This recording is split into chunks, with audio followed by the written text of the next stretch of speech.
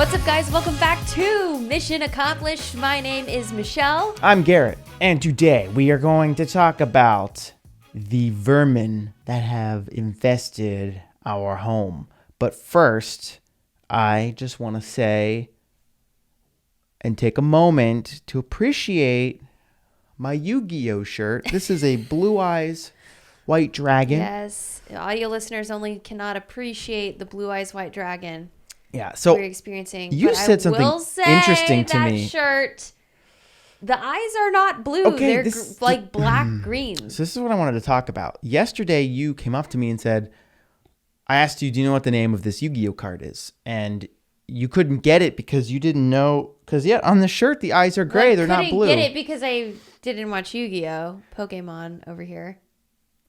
That was a Pokemon. Those are not mutually exclusive. Yeah, but, you know.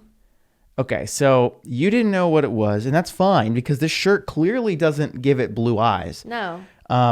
It's a design flaw, in my opinion. Okay, so we don't like my shirt. It doesn't look like Blue Eyes White Dragon. It looks like green/black eyes, light blue gray dragon. That's what it looks like. Don't even. What color are those eyes? We're having a 2017 blue or white or gold dress moment right here. I don't think so. I think this is just miscolored.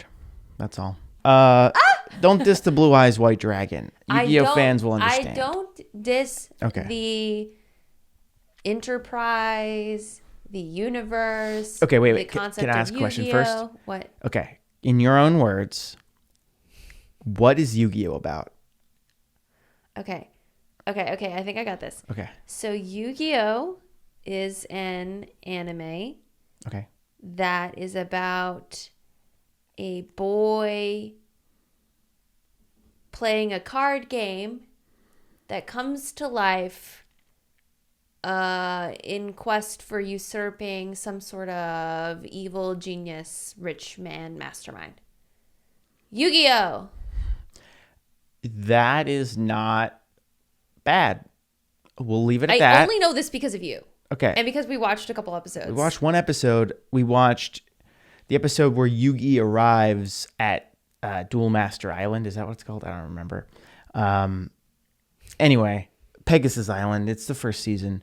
Okay, enough about Yu-Gi-Oh! So we're here to talk about rats. Rats are trendy right now. Ratatouille the musical. Oh, the TikTok musical. Yeah, Ratatouille the musical. You know, Pizza Rat has always been a beloved creature of everyone. Pizza Rat's always coming back, I feel. Why are rats, like, trendy? So, is that weird? What's the dealio? So, for the past, we moved into this new home. Yes. And brand new build. There's been a moment where we're sitting on the couch, watching TV. It's late at night. And all of a sudden... Sound effects, late at night. TV static. Okay. Like a little bit of dialogue. Okay. Wait, what are you saying? Okay. I'm giving ambiance. Okay, Madeline will put the sound effects in. You don't have to say that. Yeah, but you hear a little bit of chatter. Okay. And it's like... Is it just us? No, it's the TV. It's playing like an I Love Lucy sitcom. So it's Why is like it static? vintage. Why are we watching I Love Lucy? We don't watch I Love Lucy. I'm making it seem like a what's it called? The detective. I have no genre. idea what you're saying. What's the detective? Film noir. Film noir. Why is it's this film noir? Why is this film noir? Because we're watching I Love Lucy. That doesn't mean film. What are you talking about? No. Let me narrate it. We were sitting on the couch. It was late at night, you know, or should I say, early in the morning. A sensible 1 or 2. I had my arm around my lovely honey bun. Wait. So we're watching I Love Lucy at 1 a.m. Okay. It has to be late at night for it to be film noir. Okay. All the film noirs happen at night. Noir. Woo! All right, can I get back to the story? So we're sitting one night watching TV and we hear... No. You don't have to do the sound effects. That's post-production. I'm having fun. Okay, and we hear, it's dead quiet, and we hear... That is not what it sounds like. Leave it to post-production, my ass. What the hell is that? That is not what it sounds like. All right, Madeline. We hear a... It sounded like Doesn't work. it didn't. It doesn't even sound like scratching. Yeah, it does. It sounds like claws on wood, and it sounds just like a little. And we hear this, and we immediately know what this is because a few days prior, a few days prior, we were in the pool, hot tub. The hot tub. And we're just sitting It was there at night. At night, and all of a sudden we see a black shadow scutter across the backyard. And Michelle screamed because Michelle's terrified of anything. And it ran past us. I also screamed. Did you? Probably. I also don't. I don't think you did. I think you were like, get over it. Sure. I don't know. I don't know what I was like. But let me tell you, like, the distance between us and the creature was very small because our backyard, I know we haven't like shown you guys our house yet, because we still haven't finished it. So you don't know what the backyard looks like, but pretty much the pool, like there's very little grass. It's like primarily like the deck and the pool. And this thing was like within 3 feet of us running around. And it had a path.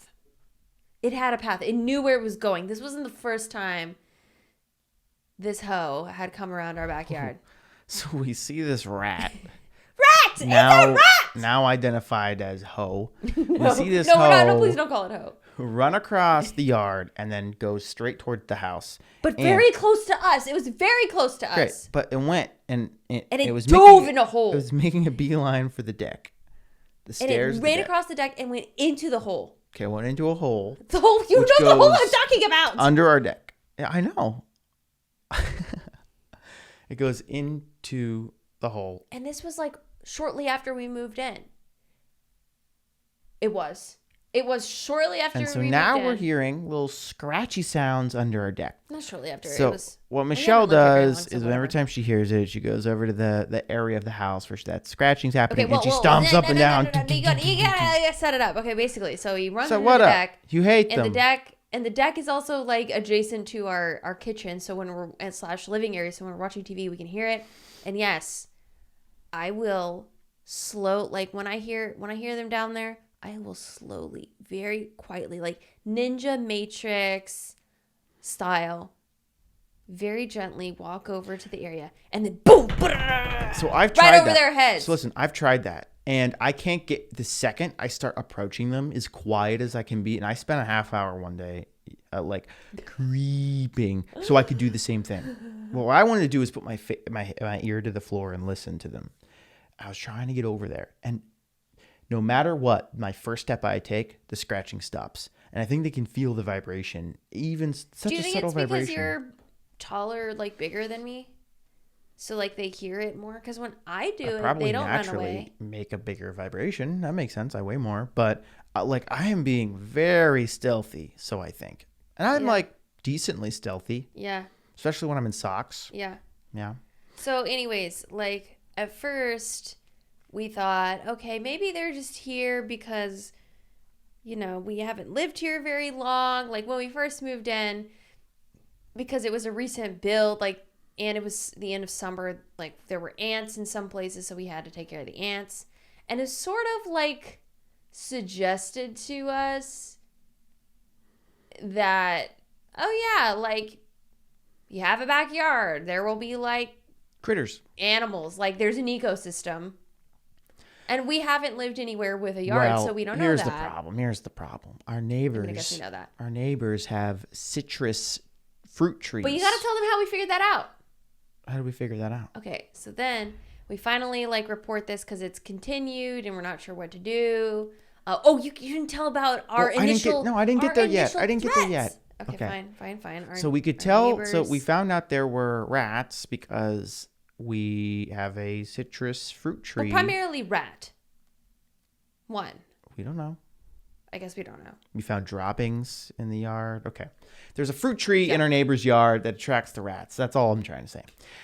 What I want to talk about is what our first plan of attack was. So I went into battle mode, and I read online that rats don't like the urine of predators, the smell, the scent. Like hawks. Of like hawk urine, because that means a predator's nearby and it scares them. So I Amazon myself a big old jug of hawk piss. Okay, well, let me just preface this whole thing with, we're about to get into some really weird territory here involving urine, carcasses, rotting animals. No, we're not. Yeah, we are. So I took this jug of hawk piss and I'm spraying it in the hole. I'm spraying it around the deck. I'm spraying Get that hole! I hate that hole. I'm spraying it all over the yard. It's not even a hole, guys. They freaking, like, the deck stops and they dug a tunnel underneath it. Like fucking Shawshank Redemption That's a shit hole. out here. As long as there's an opening on either end, it's technically a hole. Fine. By the way, do you want to have that discussion about what No. is classified as a hole? Because I find this so fascinating. Is a straw a hole? I'm asking you, is a straw a hole? Be. It is? It should. So there's a difference between a hole What the fuck? and a blind hole. Okay, give us an example of each. I know you. Well, first of all, you have to credit where you learned about holes from. Okay, first, this is a Vsauce thing. Vsauce topic. Love The Vsauce. YouTuber. What do you consider a hole? What's your definition of a hole? A hole? A hole, scientifically speaking, is a passageway Okay. that matter can enter and exit. Okay. Or not. Like if we're talking about like holes, as in like Holes, the film from 2006 or whatever. No, just what is your definition of a hole? It is. All right. So I don't know. This is really hard to define. I don't know. It's like All the right. absence of something. Listen, It's a tunnel, listen. but Do also you see can have a hole. that trash like, can? Yeah. Pretend it doesn't have the mesh. Pretend it's solid around the side. Is that a hole? I think. Easy. Is that a hole? Like a trash can. Regular trash can. Yes. Okay. So it has a hole on top, right? Yeah. Okay. Now. But it's a blind hole. Okay. Hold on. So Hold trash on. can. Imagine a trash can. Imagine a glass, a tall glass of water, right? Is that a hole? Does that glass have a hole in it? I think so. Right. Okay. Now let's pretend it is a bowl. Not a hole. A bowl. Does a bowl have a hole? I guess the opening is a hole. Right. Now just imagine this. The glass was like this. The bowl is just this, so the sides are just getting smaller. Now take that bowl and flatten it to almost be a plate, just a little lip, like right, like a plate. Is that a hole? Technically. So those are what are called blind holes, which are passageways that basically have like a dead end.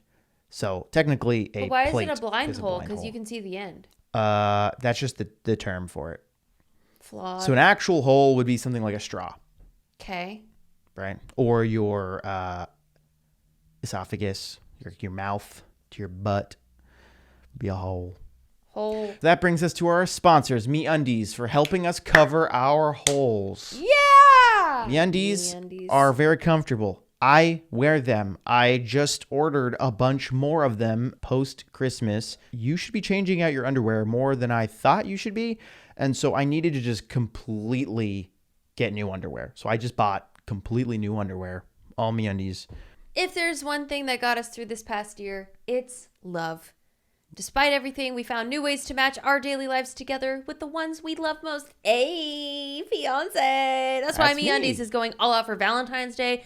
Y'all, they just released their Valentine's Day collection, so you and your partner, or me and Garrett, are we going to match underwear? Yes, we can match through it all. If you're single, girl, no problem. Show yourself some love in the comfiest undies and loungewear that make you feel amazing because you deserve that. Y'all, we love MeUndies. High key, obsessed with them. As you guys know from our very first MeUndies spot, we really needed new underwear. We wear it all the time. I mean, Garrett says it's his favorite underwear that I wear. Yeah, definitely.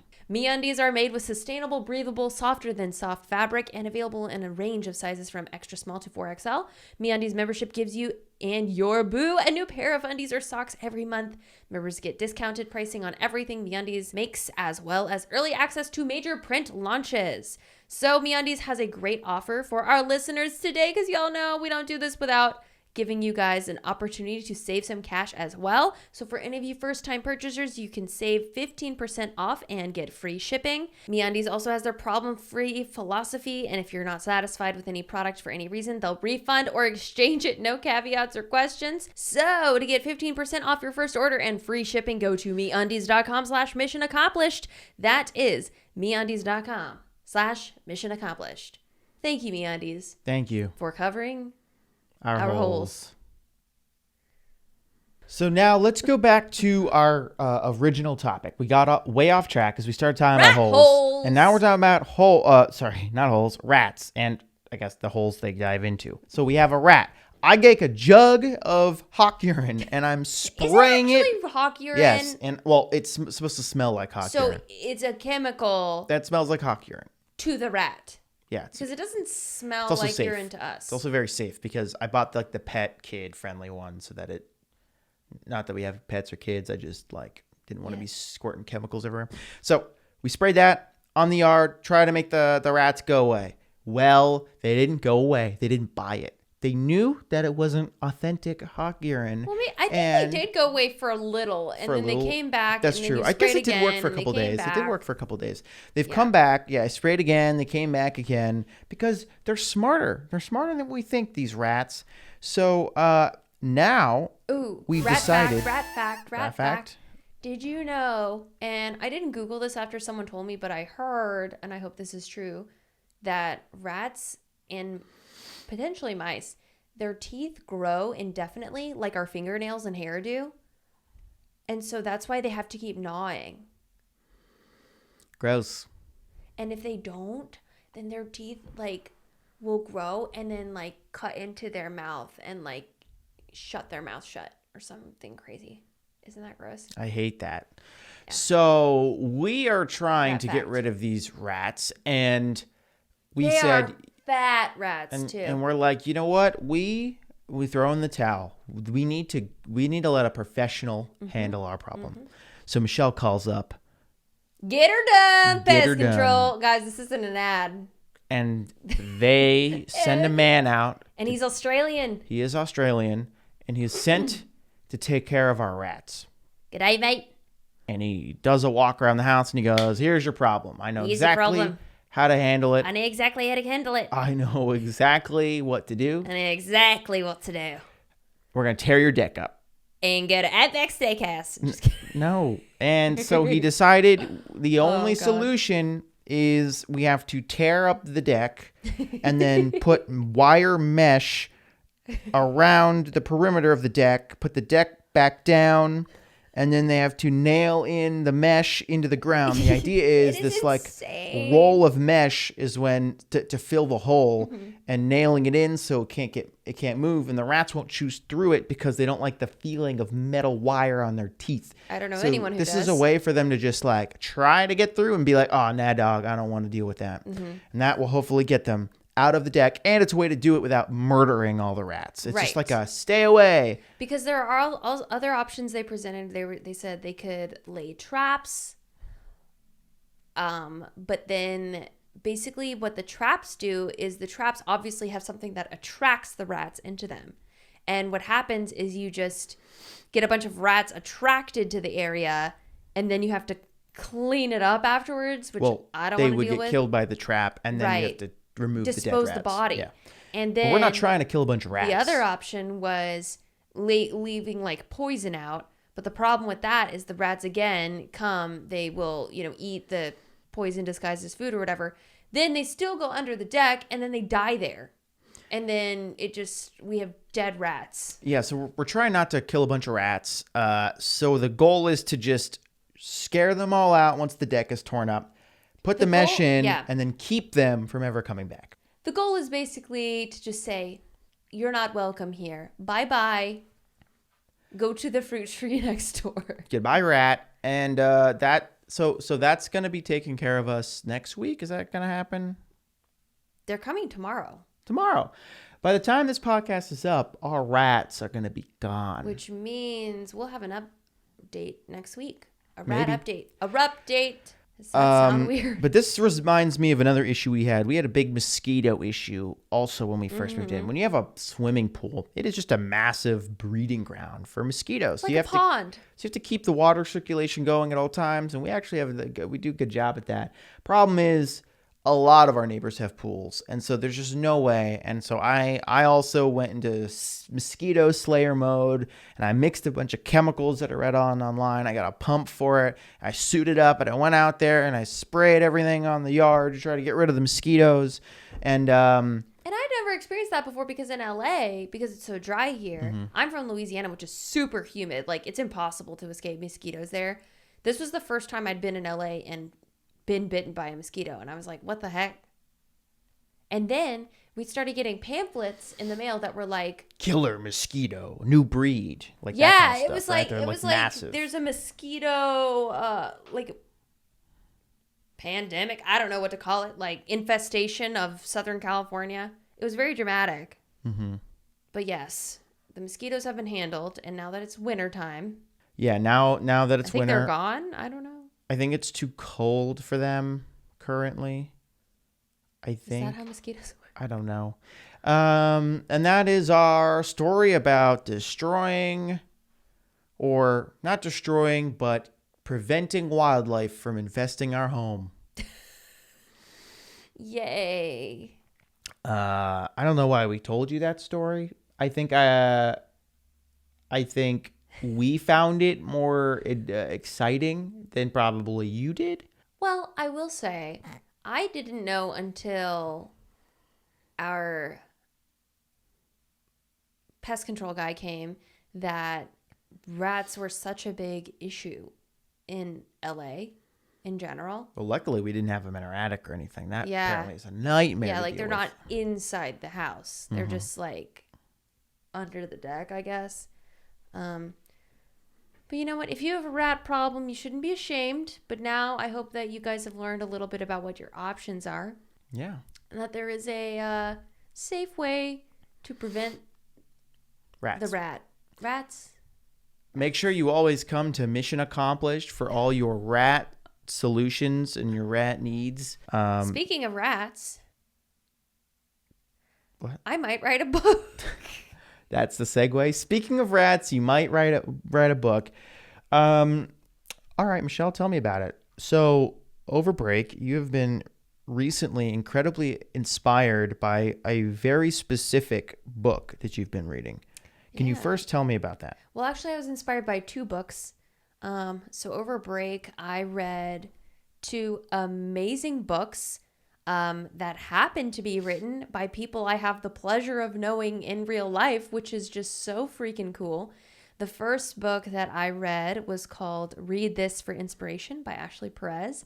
Highly recommend. I'm not just saying that because I know these people, guys.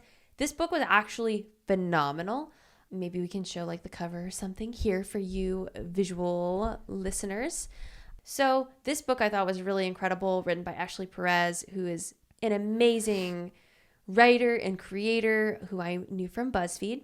And her book, basically each page is sort of like a different little like mini essay about different ways you can achieve inspiration. And I just thought it was so well done. Like the illustrations are amazing. It's such a well-crafted experience reading the book because you can open it to any page and find inspiration, or you can read it straight through like I did over a couple days. One of my favorite moments in the book was where she talks about pain and how to learn from it. And one really amazing moment, and I'm probably misquoting this, but it's basically says, the wound is where light enters. That really stuck with me. I mean, there's so many little things like that throughout that were really impactful to me, and it sort of just got me in this headspace of inspiration. Another book I just got and have been reading through is Kelsey Darrah's book/workbook. It's called Don't Fucking Panic. It's amazing. I thought the artwork on her book was also incredible. And it's basically like a workbook book that walks you through all the different types of anxiety and depression. And basically you read a few pages and then the book asks you to journal. And sort of apply it, whatever the learnings are, to your own life. And I thought that was a really unique way to combine book and journal. For example, like the artist's way, and a couple other like self-help style books separate those two activities into like, here's the book, and if you want it, here's the companion journal, where I thought Kelsey's was really cool because it was sort of like 2-in-1. So in the spirit of both of those, and just like looking at my own bucket list, something that has also been asked of me before if I'm thinking about doing it, was just thinking about writing my own sort of journal or book. This is very experimental. This is an announcement. And so I don't know, I kind of just wanted to talk about it on the podcast and also hear from you guys what you think would be most interesting. I feel like in the work we've done on Challenge Accepted, I have this really unique perspective of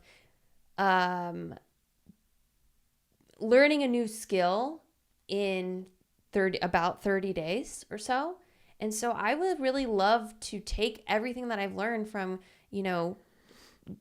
throwing myself off the deep end in Fire Academy, Marine Boot Camp, or even training with an Olympic figure skater for 2 months, how I approach learning a new skill quickly and also with care. And so I thought it would be really cool to create some sort of book that helps guide the reader through a specific goal they can achieve in 30 days. So basically, you as the reader would approach this piece of media with a specific goal in mind. It could be anything like career, mental health, personal, a new habit, and the book would guide you through how to achieve that. And I don't know, I thought that would be really cool. It feels like really aligned. It's something people ask a lot of me all the time, like how do we do what we do? And I feel like it's applicable so much beyond just YouTube videos.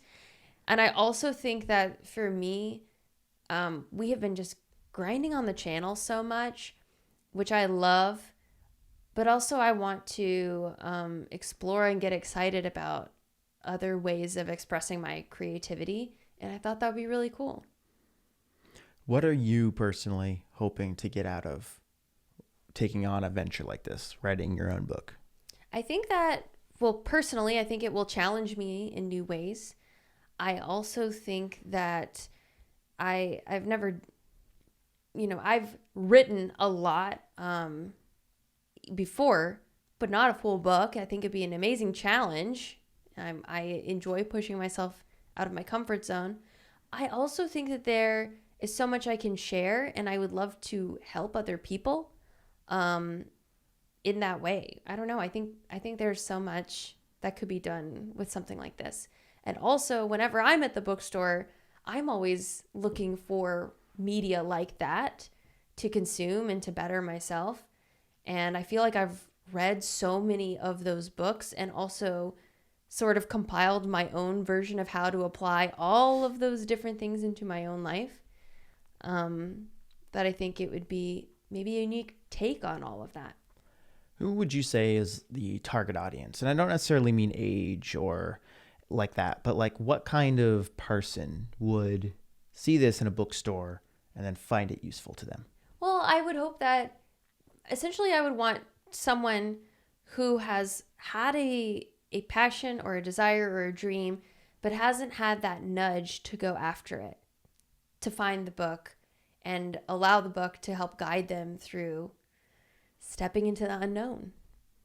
I also think it could be helpful for people who have started a journey multiple times, but has fallen off the wagon. Right. And they use it as a tool to stay consistent, And stay with something. accountable. I think like almost having it as an accountability partner is kind of interesting.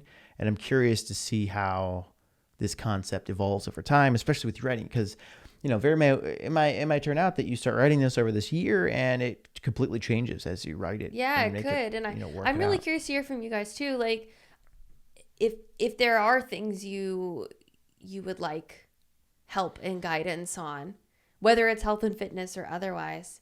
And I'm not saying I'm like the best expert in it, but I do think I have a unique perspective on going after something and giving it my all within a short period of time. So yeah, I don't know. I just sort of wanted to hear from you guys, see what you think. If you think it's completely lame, if you think YouTuber books suck, that also makes sense. But yeah, I would want it to be more involved and just an in-depth dive into what we do. I think it'd be really cool. Is there anything else you want to throw out there about that? I guess I would just want the book. The book is something I wish I had when I quit my job to pursue this. I wish I had someone or something sort of helping me and saying it would be okay and guiding that. Would you say even you wish you had it now for your I wish I challenges? had it now. I always say if you're a content creator, whether that's a writer, musician, any sort of storyteller, anything really, always make the product that you want yourself. If you're a video game developer, design the game that you want to play. If you're making movies, make a movie that you would want to watch. And for you, write a book that you would want to read and use. So I think I think it's cool that the book isn't just, oh, I already figured everything out and now I'm going to help you. It's almost like you want this tool for yourself too. You want this book to exist because you want to use it yourself. And I think that's really interesting. And I think a little different than what you usually get. So it's cool. That's why I think Kelsey's book did really well. It's like she wrote a book that she would want to have. She even says that in the intro. Oh, really? She says, I wrote this for me. See, I love that. That's cool. And I mean, you've been glued to that book. You have been using it nonstop. It is every time you're done with a session with it, I call them sessions, you spend a few hours with it. It you just feel so. Well, I run over to you and I'm like, Garrett, look energized. at everything I did. Yeah, you look so energized, and I love it.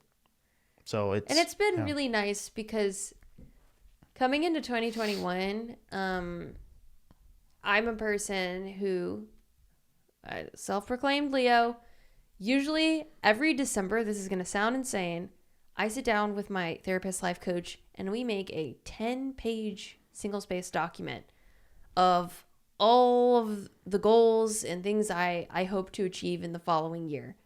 And it covers relationship, personal, career, livelihood and well-being, spiritual. Every section has its own outlines of specific goals and how I'm going to measure success for each goal. And then throughout the following year, every 3 months, we check in on that and see where I'm at. And this year was the first year that I didn't have that fully done by the new year. And I kind of came into this year feeling a little bit like I was driving a car without a GPS in a way. I had the tools to do it, but I didn't know where I was going. And I felt like Kelsey's book was such a blessing, and it really forced me to be active and think about things differently in a new way, specifically for mental health. So yeah, I would love something like that for all other types of goals too. So what is the process of writing a book? I don't know. We're going to find out, guys. We're going to find out. And it's interesting because I have a pretty clear idea of how I would want to lay it out. But I guess we're going to have to write a pitch and pitch it to a publisher and see what happens and maybe get rejected a whole bunch. I'm not sure. We're going to find out. We're going to find out. Oh, wow. Well, I'm hungry and I'm going to go eat now, which usually means we're going to conclude the podcast. Michelle, wrap us out. Thank you guys so much for listening. We are so excited and happy and revved up and ready for 2021 with you guys. Comment below with your thoughts on rats. No, about what they want to see in your book. Okay, fine. I don't care what they think about rats. So you can leave a rat comment or a book comment, whatever. I don't know if I'm doing this what book. do you? Oh, but I thought you said book. But book. Hole. Book. Hole. Leave a comment on what you want to see in Michelle's book. Tell us what you think about rats and tell us what you think about holes. And if you made it this far in the podcast, congratulations, mission accomplished. We'll see you next time. Bye. See ya.